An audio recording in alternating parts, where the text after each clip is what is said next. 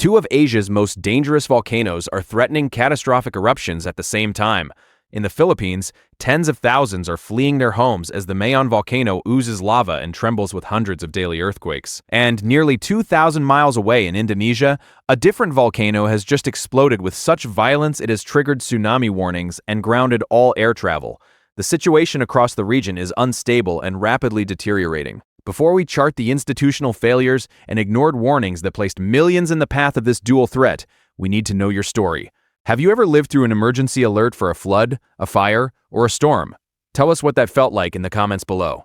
And a critical note, a huge number of people who rely on these reports for vital information watch them and then move on, forgetting to subscribe. If this work is important to you, subscribing is the only guarantee you will see the next update when it matters most. It's not just support for the channel, it's your alert system. Take 1 second and click subscribe now.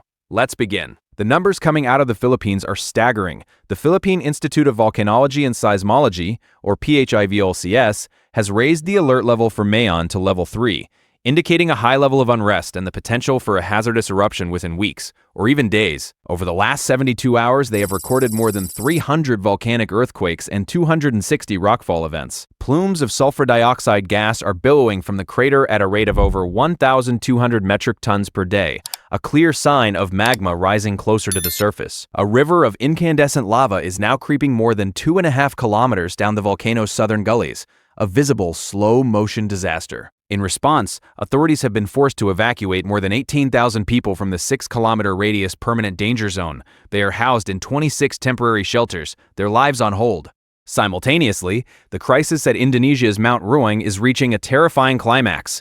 The Indonesian Center for Volcanology and Geological Hazard Mitigation has issued its highest-level warning, Level 4. Ruang has erupted multiple times in the last 48 hours, firing a column of ash, rock, and gas more than 5 kilometers into the sky.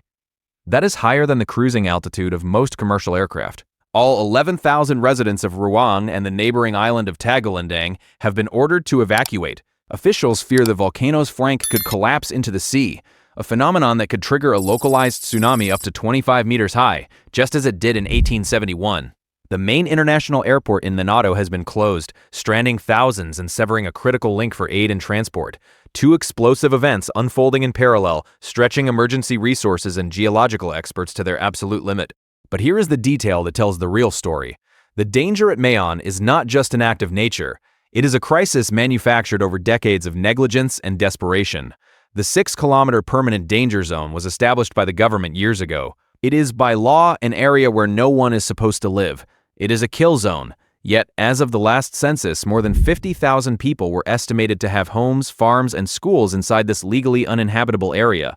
For generations, officials have failed to enforce the ban, and impoverished families with nowhere else to go have gambled their lives for a chance to cultivate the volcano's incredibly fertile soil. The current evacuation is not a slick, professional operation moving people from a safe zone to a safer one. It is a desperate, chaotic attempt to pull thousands of people out of an area they were never supposed to be in, an area that could be incinerated by a pyroclastic flow in less than 5 minutes. The government is not just fighting a volcano, it is fighting the consequences of its own long-standing failure to govern. This is how it happened. The current unrest began subtly. In late April, PIVLCS field stations started noting a faint but persistent glow from Mayon's summit crater after dark. It was the first visual sign of fresh, hot magma. By the second week of May, the number of low-frequency volcanic earthquakes began to climb, from a handful a day to over 24.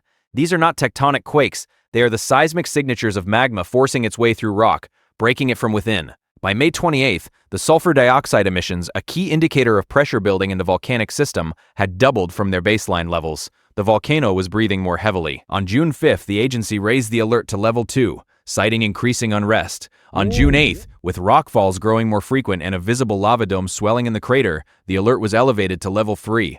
By 7:47 p.m. that evening, the first pyroclastic density current, a fast-moving superheated avalanche of ash and gas, tumbled from the summit. It was small, but it was a definitive sign that the system was now open and dangerously unstable. By June 11th, the lava flow had breached the crater rim. The mandatory evacuation of the 6-kilometer zone was ordered. It was a scramble. Families were given hours to pack their lives and abandon their homes, many of which they had been told for years were illegal, yet had no choice but to inhabit. Simultaneously, across the Celebes Sea, Mount Ruang was beginning its own violent awakening, a grim echo of the Philippine crisis. The situation we've just detailed is a catastrophic failure of long-term planning meeting an acute geological threat. But why do you think so many people are willing to risk their lives by living in these designated danger zones? Is it a profound lack of trust in government support? Or is it a deeper, more powerful connection to ancestral land that outweighs the danger? This is a difficult, complex question, and your perspective on it matters. Leave your thoughts in the comment section below. To understand what was happening, you have to look at the unique and terrifying physics of Mayon. It's known as the perfect cone, an almost symmetrical stratovolcano celebrated for its beauty. But that beauty is what makes it so deadly. There are no significant geographical barriers on its flanks. Its smooth, steep sides act as perfect channels, directing lethal hazards straight down into the densely populated plains of Albay province below. The primary threat is not slow-moving lava, like you see in Hawaii. It is pyroclastic density currents, or PDCs. These are not flows. They are avalanches of incandescent material, a mix of pulverized rock, volcanic glass, and toxic gases, superheated to 800 degrees Celsius, moving at speeds of over 100 kilometers per hour. They are unsurvivable. They flatten and incinerate everything in their path. The second threat is lahars. Mayon sits in a typhoon belt. During an eruption, thick layers of ash blanket the slopes. When the heavy rains come, that ash mobilizes, creating volcanic mudflows with the consistency of wet concrete. These lahars can travel for tens of kilometers, burying entire towns, destroying bridges, and reshaping the landscape in a matter of hours. The people in the evacuation centers are not just waiting for the shaking to stop.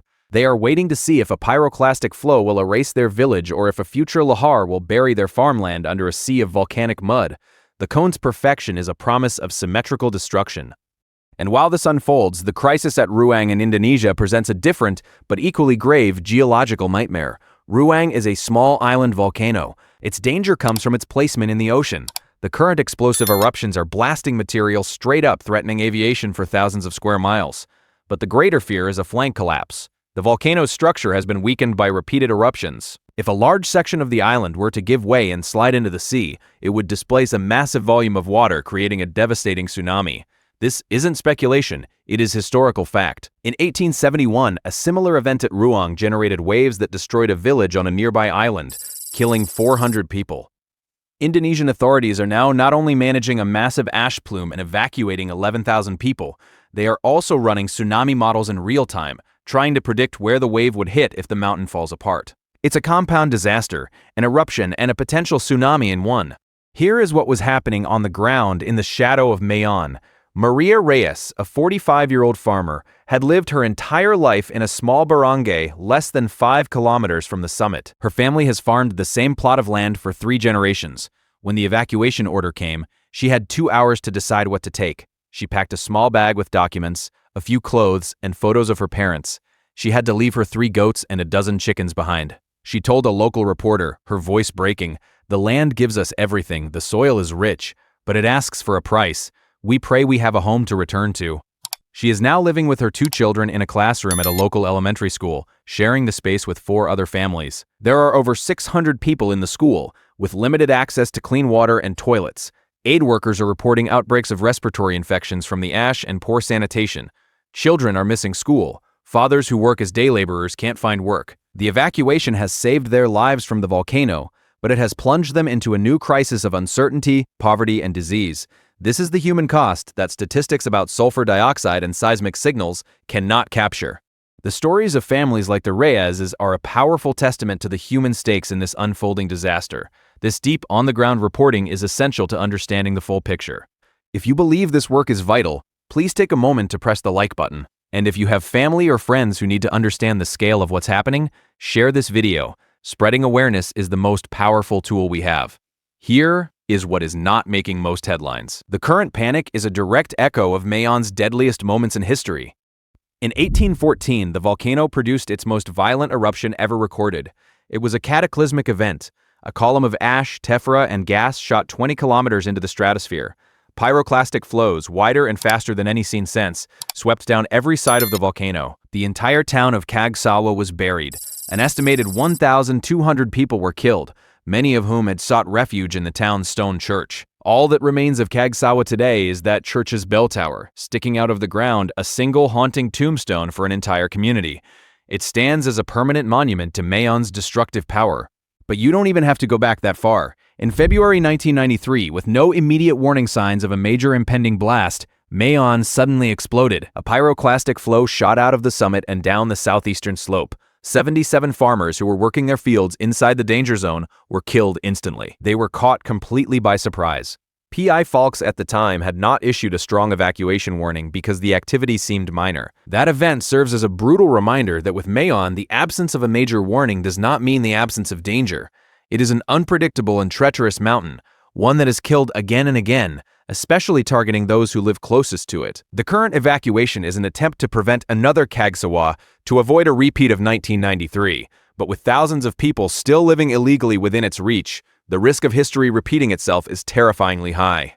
I know this is the second time I am bringing this up, but when I look at our analytics, it feels like we've discovered a cure for a disease but only told half the people who need it. We pour hundreds of hours into researching, verifying, and scripting these reports. If you have watched this far, it is because you find it valuable.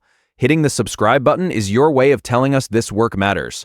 Please ensure you are subscribed. It makes all the difference. The broader context for this dual crisis is the Pacific Ring of Fire, a 40,000-kilometer arc of intense seismic and volcanic activity that encircles the Pacific Ocean. Around 90% of the world's earthquakes and over 75% of its volcanoes are located here. It is where the massive Pacific tectonic plate grinds against and slides under other plates.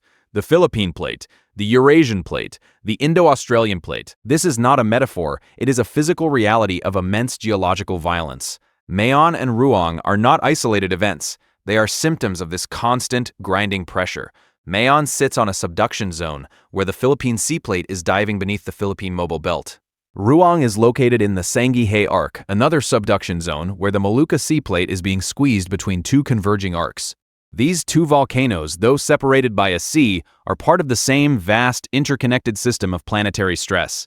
When one part of the Ring of Fire becomes highly active, it often signals that pressure is building elsewhere along the line. Experts are now watching other volcanoes in the region with heightened concern. Japan's Sakurajima, which overlooks the city of Kagoshima, has shown increased activity. In Papua New Guinea, Mount Ulawan, one of the region's most active and dangerous volcanoes, is being monitored closely. The concurrent emergencies at Mayon and Ruang are a stark warning that the entire system is in a state of heightened tension. It is like watching two separate sections of a building show major cracks at the same time.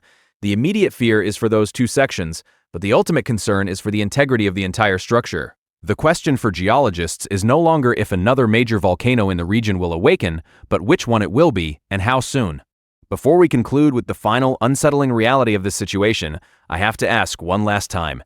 Please subscribe. The alerts from these regions are changing by the hour, and this is the only way we can get that crucial information to you directly. It's a single click. The response on the ground is now a race against time, geology, and human nature.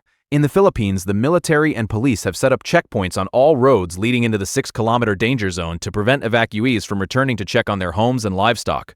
This is a major point of conflict. Many farmers are attempting to sneak back in, risking their lives to feed their animals, creating a tense cat-and-mouse game with authorities.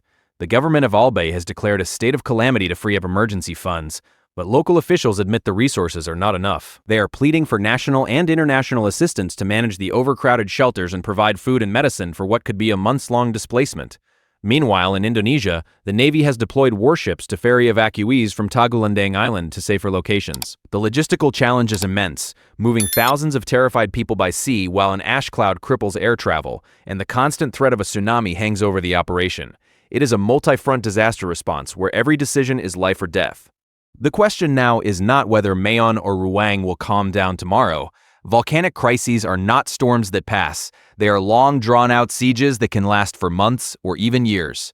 The question now is one of consequence.